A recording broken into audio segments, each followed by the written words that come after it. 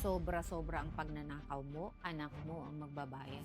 Pasakit pakinggan, pero pag-isipan mo, kapag nagnanakaw ka, nandaraya, nangungurako, nanloloko, naninira ng kapwa para umangat, nagsisinungaling para kumita, tumatapak sa ibang tao para sa sariling interes.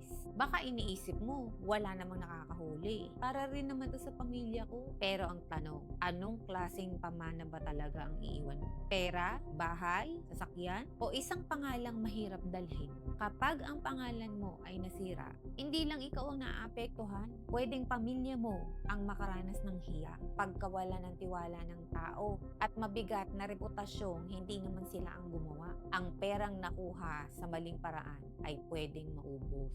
Pero ang magandang pangalan, kapag nawala, napakahirap ng ibalik. Kaya kung mahal mo talaga ang mga anak mo, wag mo lang silang bigyan ng yaman. Bigyan mo sila ng malinis na pangalan.